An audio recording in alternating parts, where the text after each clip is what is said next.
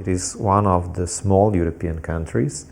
It is located in Central Eastern European area, in Mediterranean area, and it is a country, although small, that is a kind of a crossroads of different cultures, of different geographic areas and everything. Jo a Eslovènia el que ho veig és un país tan com una mena de puzzle, en tots els sentits, vull dir, geogràficament, estils arquitectònics, menjar, maneres de fer, de pensar. It's on the edge of Balkan, of Mediterranean, and of the Germanic world. We are a mixture of south and north temperament. Within 200-300 kilometers, which is basically how much you can travel in Slovenia, you can find everything from the Pannonian Plain to Alpine world to Mediterranean coast. It's a country where the life is still very human. Eslovènia és una nació, el que li diríem, cultural, és a dir, a través de la llengua, de la cultura, com que no tenia les estructures polítiques ni generals ni feia guerres, doncs l'única cosa de reafirmació nacional era la cultura.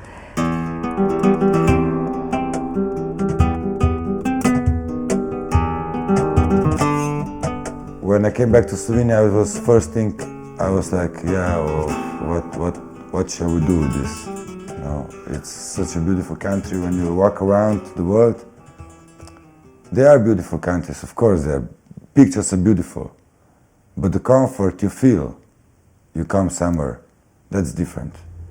That's I call it geopsychology. You know, every environment gives a person to everything, you know, so you get everything, you get the character, you get the shape, you get everything, you know. A special country, you know, it's safe, the people are honest, you know, but it's cultural to a certain point, you know, it's a young country, you know.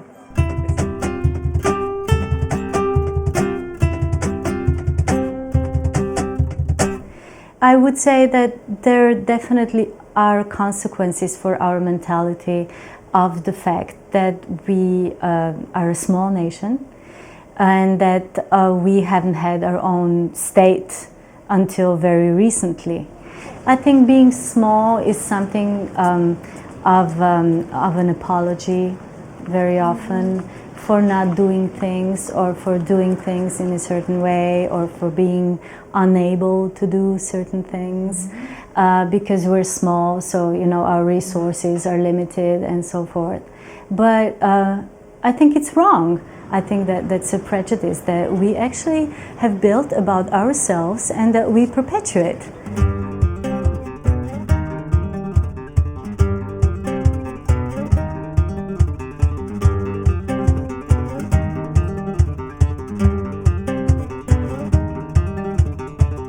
Slovenians are, I guess, they are nice to people who come to Slovenia because we are a small country and we always want other people to think nice things about us. So to tourists and to people who come to Slovenia, I guess we are always nice.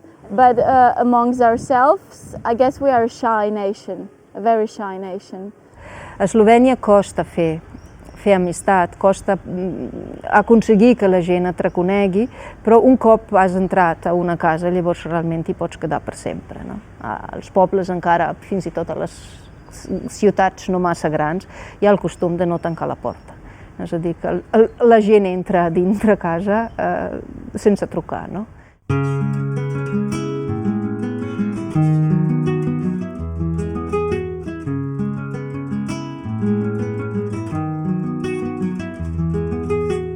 Slovenes are, as I said, they're extremely friendly to foreigners, but I think they're not so friendly to themselves sometimes, you know. They always look at the foreigner, you know, they always, what's foreign, it's better. That's how they are. That's why, I mean, Slovenian people are very naive. You talk good to them for a few minutes, they immediately will do everything for you. It's Slovenians a bit, you know. Jaz sem mislil, da smo bej pošteni.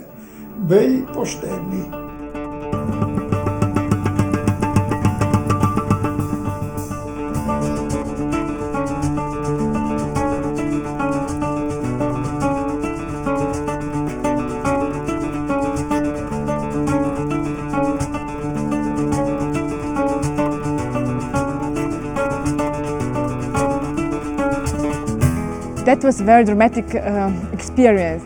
I was a journalist at that time. I was working for a radio student, so it was a very, very private experience, a very, very serial experience, and a very strong one. That was the time where we really felt that we are Slovenians and that we want our country be free. La Constitució iugoslava finalment preveia la possibilitat que cada república, si volgués, i si el referèndum així ho decidia, doncs es pogués declarar independent. Vaig dir, perfecte, veuré la independència, la proclamació, i l'endemà faré un examen al matí i a la tarda agafo l'avió i me'n vaig. I el que va passar és que vaig veure i viure la proclamació d'independència, però aquella mateixa nit l'exèrcit iugoslau va bombardejar no la capital, sinó només l'aeroport.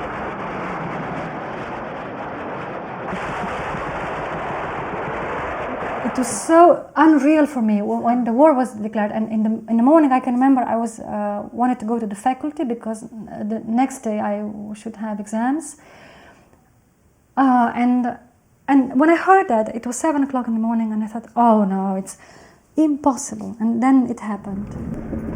Vaig sortir l'endemà al matí amb l'últim tren, que va encara travessar la frontera, veient ja els caçabombarders sobrevolant una ciutat que fins feia 10 hores era la ciutat més tranquil·la del món, i sense que ni tant els meus pares ni el meu nòvio sabés si el tren realment ha travessat la frontera o si s'ha quedat allà enmig de combats que ja començaven, no? Perquè precisament tant la capital com els punts fronterers van ser on es va concentrar tot.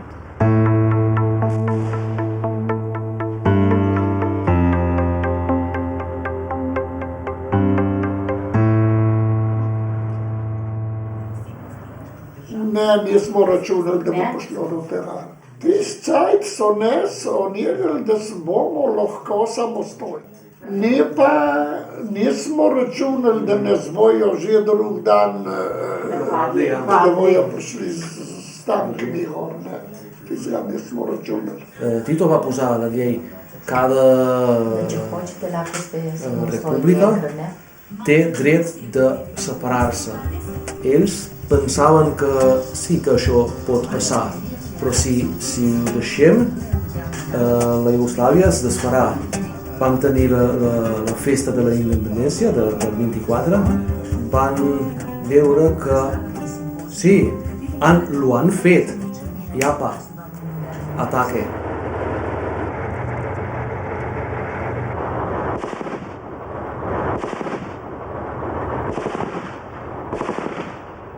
Hi ha hagut una organització de defensa territorial que ja existia, perquè Tito tenia la dèria de que havíem d'estar preparats per la invasió de les forces occidentals. I llavors, a part de l'exèrcit, tot Iugoslàvia tenia format un cos paramilitar que es deia la defensa territorial i que llavors ja tenien els seus grups de gent a qui trucar i què fer i on són les armes. I clar, aquesta defensa territorial, junts amb la policia, depenien del govern eslovè i eren els dos cossos que es van utilitzar per la resistència militar, diguem, contra els atacs de l'exèrcit iugoslau.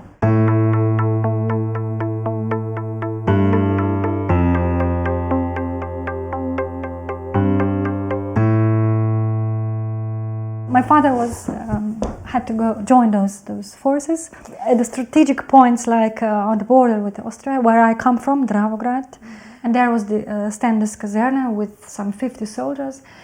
And my father and his colleagues, there were perhaps 10 or so. They didn't have ammunition. If they started to shoot, they would be dead like that. They would just drop that. What they wanted, how they were negotiating things with those Serbian generals in Dravograd, and it was just talk. And the leader of this group was always said to my father and the rest, we are going to talk. We are not going to fight if. And that's so contradictory. He said, if they lose a shot, if they shoot, don't shoot back. This is totally illogical. Whatever they will do, we are not going to shoot, and we're not going to shoot back.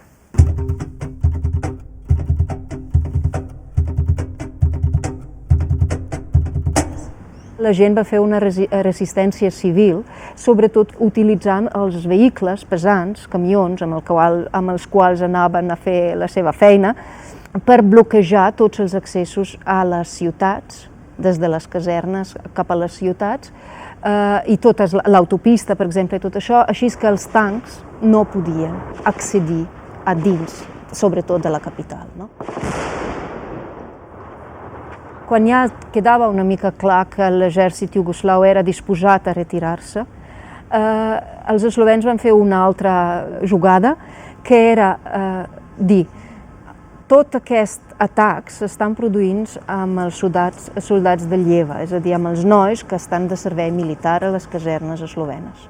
Doncs obrim les fronteres, organitzem autobusos i que vinguin els pares o familiars a veure els seus nens, que surtin aquests de les casernes i que, a més, llavors es va oficialment, des del govern eslové, convidar les famílies eslovenes que aquesta gent puguin anar a casa de particulars a dinar i que es parli.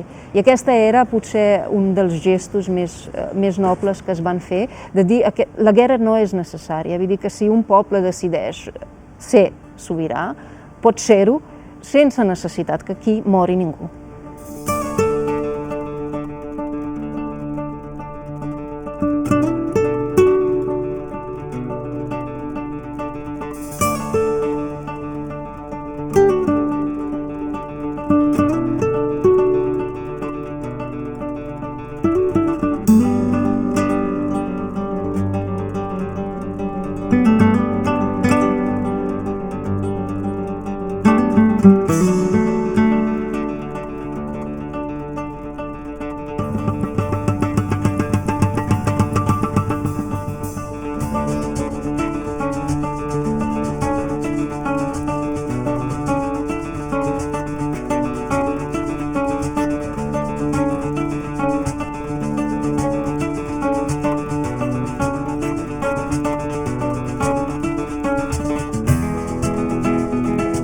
Hi ha una opinió molt extesa que si Eslovènia no hagués fet el que ha fet, Iugoslàvia no s'hauria desmembrat. Però és una opinió falsa, molt falsa. Of course, it was the context of collapse of the communism. It was the context of the Yugoslav crisis. It was the context that the Yugoslav crisis was impossible to be managed and resolved. It was the factor that there was no willingness in the former Yugoslavia to actually achieve a compromise. But everybody, in a way, wanted to press their own views on everybody else. Principalment, jo penso que la culpa era, en gran part era Milošević mateix, vull dir, la seva manera de pensar, d'actuar, i llavors la crisi econòmica.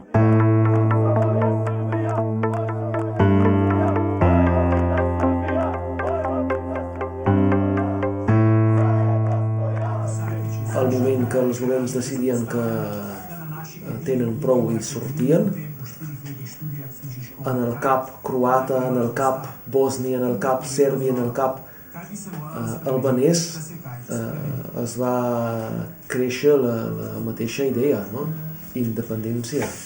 And what happened afterwards is something that I really don't think we should take responsibility for, because it's the way that the Yugoslav army played things out, and especially the fact that Serb and also Croatian nationalism were so much on the rise and got so much political power in respective countries.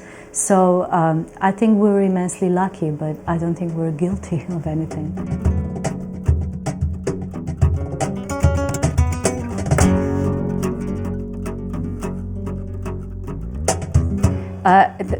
The one thing is clear, that Slovenes wouldn't want a war, because there was no army here. It was really hard to defend ourselves anyway. So war was not a plan or an issue for us. It was a tragedy that happened. Les Slovènes, ils n'ont pas dit « nous voulons être détachés ». Alors ils ont déjà proposé alors « faisons une confédération ». Slovenes tried to keep the federation alive for a very long time, trying to look for any other possible option before secession. So secession was really the last option when nothing else was left. C'était contre, c'était les Américains, c'était contre, non? Et les Serbes, c'est normal, non? L'armée serbe. La gauche était contre, et les grands aussi, la France et les autres, étaient contre. Pourquoi? Parce qu'il dit, nous faisons l'union de l'Europe et vous faites de la séparation maintenant. Ça, c'est pas vrai du tout. Parce que nous avons dit, nous voulons venir en Europe, mais pourquoi devons passer par Belgrade pour venir en Europe, que nous sommes déjà en Europe maintenant? Non. L'Allemagne l'a compris tout de suite. Non. Et c'était Genscher, alors que c'était le ministre, il a tout de suite compris, il a dit non, ils ont raison, quoi, non, pourquoi pas, quoi, non? Tandis que les Français n'étaient pas d'accord, Mitterrand aussi, tout ça, non, ils n'étaient pas favorables. Les Américains ils étaient contre. Les Américains ils étaient contre parce qu'ils voulaient avoir une grande armée dans les Balkans. Et ça, c'était l'armée serbe.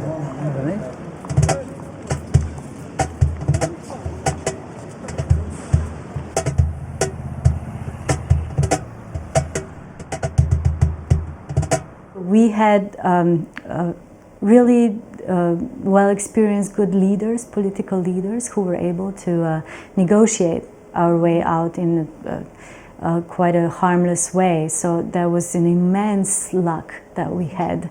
And I think that we are all the more not responsible, but should be all the more solidary with the rest of Yugoslavia that didn't have that luck, you know.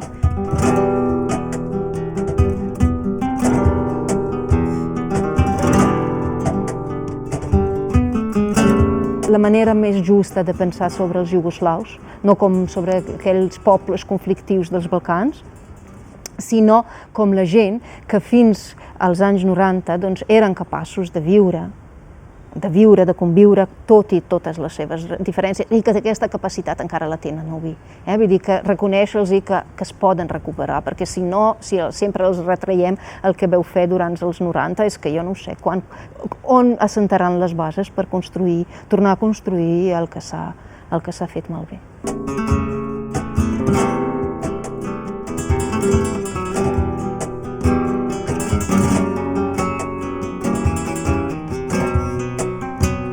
You know, from Serbia, I have good friends from Serbia, because I still think the war, it wasn't made from people. I mean, people didn't start the war. It was the leaders who started it. So yeah.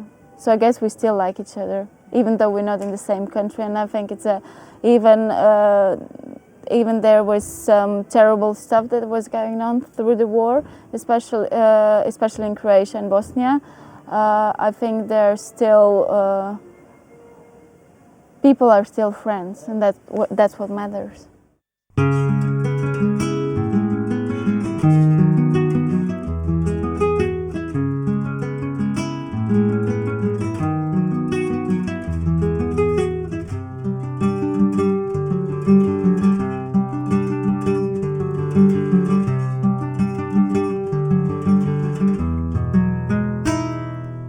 A veure, jo tinc un gran record de Iugoslàvia, de la Iugoslàvia de la meva infantesa, perquè jo probablement soc aquesta, finals de 60, principis de 70, som la generació que hem tingut més d'aquest país. Clar, la meva idea de Iugoslàvia realment és una idea d'un país molt gran i molt diferent i molt amable, vull dir, un gran record. It wasn't a bad life, actually, contrary to what some people are saying. The standard of living was quite high. People were able to build their own houses, to get housing. There was full employment, and there was quite a bit of social security. At the same time, Yugoslavia as such was quite different from other former communist countries. Regarding the level of personal freedoms and liberties, regarding the fact that we were allowed to travel abroad, that there were constant exchange of people and ideas.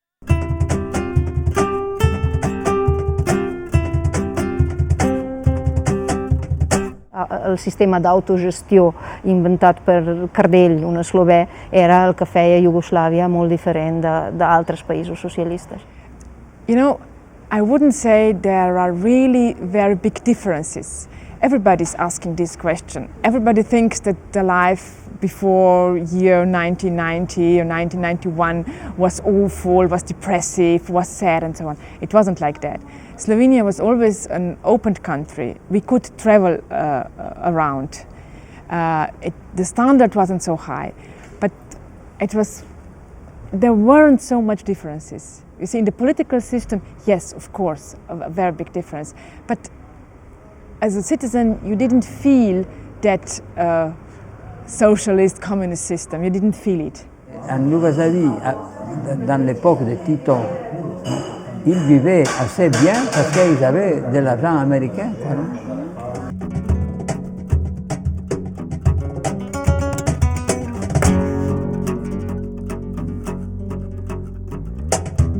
On ne prêtait pas l'argent, mais on le donnait, vous comprenez, non?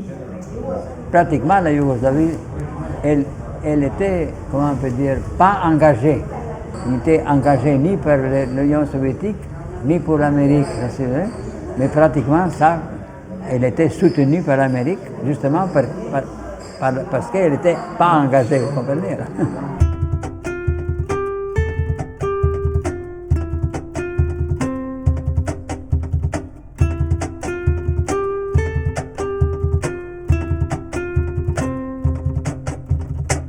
Adesso tutti sputano sul comunismo, però non è da sputare su tutto, perché prima avevi almeno una possibilità sociale, no?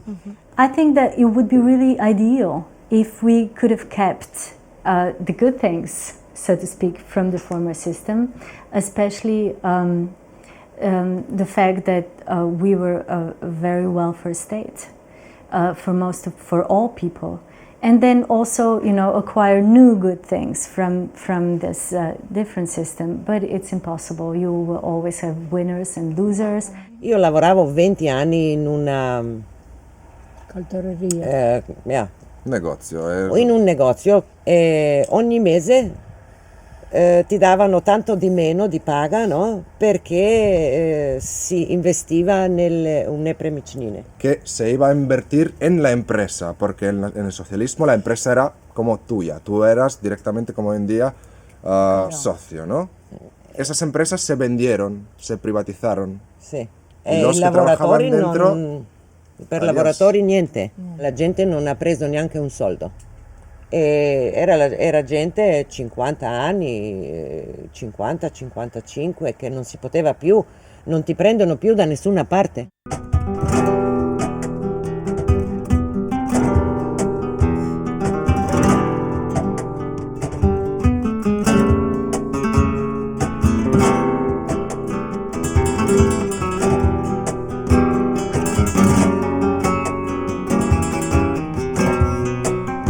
I think for the majority of so-called ordinary people, especially the first decade of transition was really hard. Non fa niente se questo era prima la Jugoslavia, adesso è la Eslovenia, ma io lavoravo tutta la mia vita. Lavoravo, guadagnavo e vivevo. Adesso lavoro, non guadagno e ancora un poco non posso vivere. E la pensione chi me la dà? Nessuno. Sono rimasta senza lavoro, no? Chi mi dà lavoro? Niente. Se mi arrangio e se no crepa. Capisci?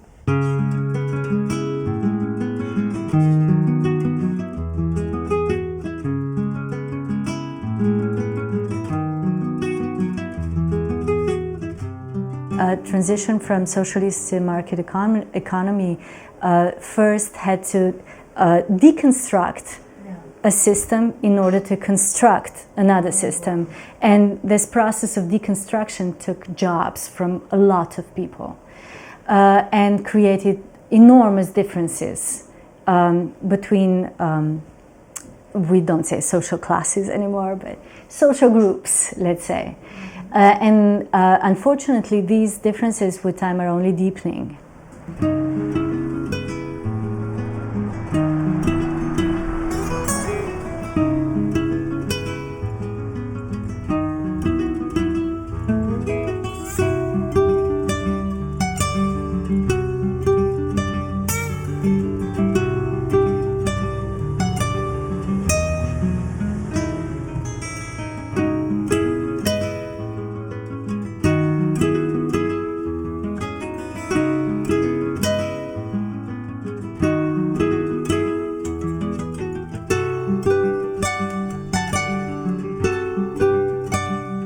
I think it's a good thing. Some people think it isn't, but I think it's a good thing, especially for young people, for students.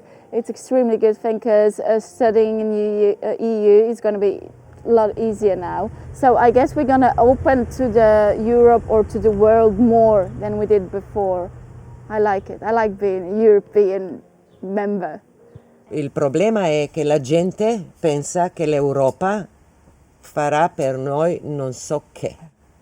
Tutta la gente a Ljubljana che intervistarono, no? Diceva sì, ho molte più possibilità e l'Europa ci darà questo, ci darà il lavoro e ci darà questo. Ma chi ti dà il lavoro?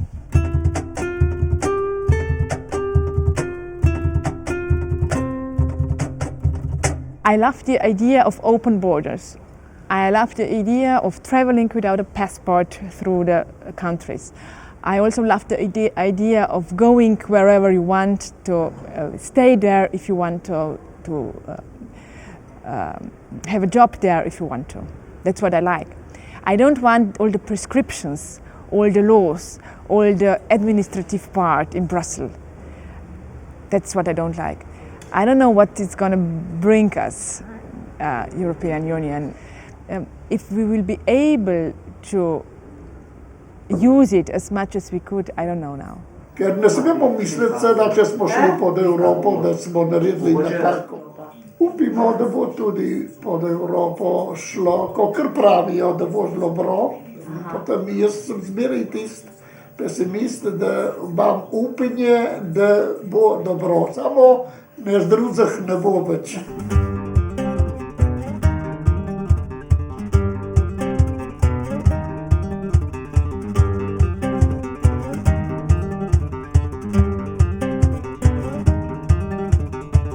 Every time there was an effort to unite disparate, diverse peoples and nations and cultures that inhabit European continent, there had to be a considerable degree of violence and despotism involved.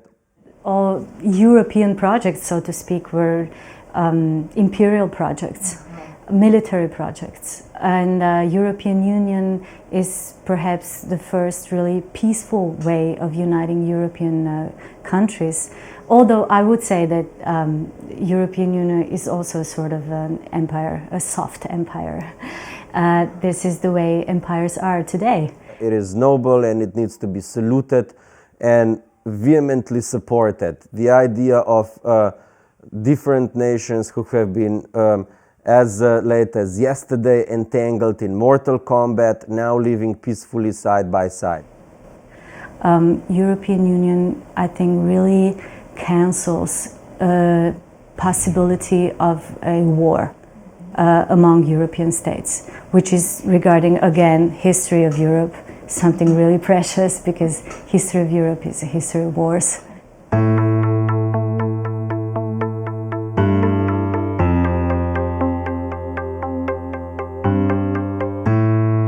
C'est une belle idée, celle-là, de chercher une unité, non, européenne.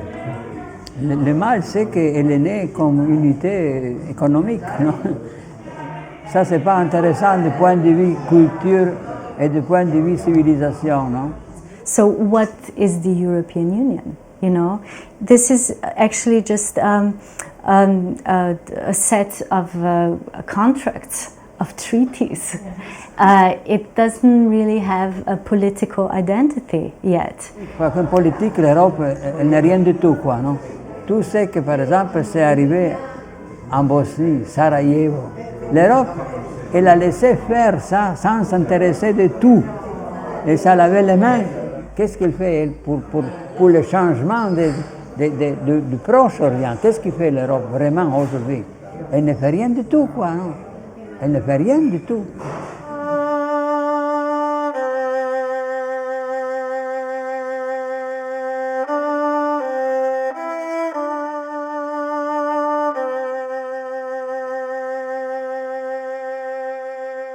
Ceux qui sont restés vivants après les camps de concentration en Allemagne, on espérait que la vie en Europe elle sera un petit paradis. Et l'Europe, elle a trop vite oublié ce que c'était les camps de concentration. Alors on ne peut pas dire que l'Europe, après ce qu'elle avait vécu, non, maintenant elle a compris et que maintenant, non, elle va penser au changement. Non, on n'a pas appris la leçon. Je suis, avec mon caractère, un optimiste. Par caractère, je suis optimiste. Mais avec ma raison, avec ma considération, je ne peux pas l'être. Je ne peux pas l'être. Je suis forcé à ne pas l'être, avec la raison.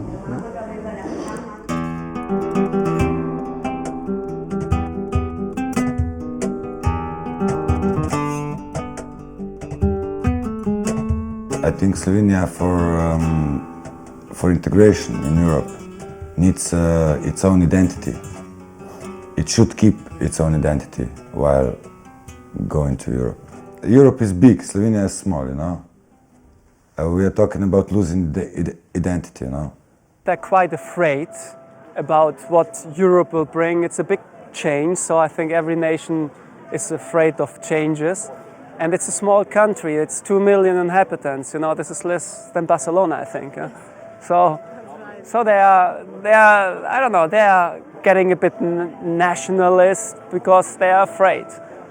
Because they are afraid that Europe, because we are so small, that Europe is going to swallow us. That we are not that in hundreds of years, or I don't know, we are not going to be Slovenians anymore. That nobody will know Slovenian language. That Slovenia is going to disappear in this huge amount of nations. That nobody's going to know who we are. Because Slovenia is pretty unrecognizable kind of nation. So probably people are afraid of that.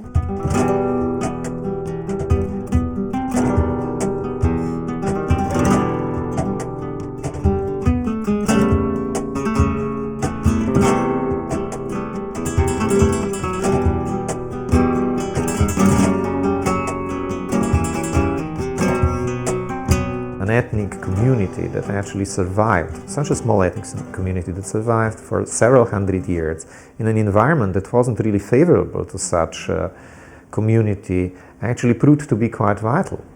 And if it continues to be that way, I don't fear of losing Slovenian identity. And I believe as long as there is interest of specific small communities and small cultures to preserve their identity, to preserve and develop their culture, that long there are also ways to do it. Des d'abans de l'any 1000 no hem tingut mai un país propi i la identitat s'ha conservat. És a dir, està claríssim que no és una estructura estatal que t'assegura sobreviure. Això ho tenim assumit, a més no només experimentat, sinó simplement assumit. Per això també fa molta il·lusió entrar a Europa, perquè finalment entrar a Europa què voldrà dir? Doncs que les fronteres seran molt més fàcils de passar, que vindrà més gent, que nosaltres podrem anar a més llocs, que tindrem més possibilitats i aquesta obertura és el que es busca.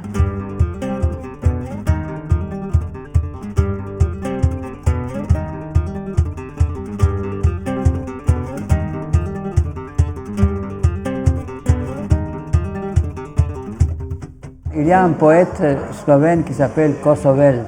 Lui, il a dit, non, nous sommes pour l'homme européen. Soyons unis avec l'amour et la compréhension, mais gardons, nous, chacun, notre propre visage. C'est tout là, il n'y a pas d'autre théorie, vous savez. Vous avez l'amitié des peuples, l'unité des peuples, mais garder pour chaque peuple l'identité à lui, quoi. Là, ça marchera.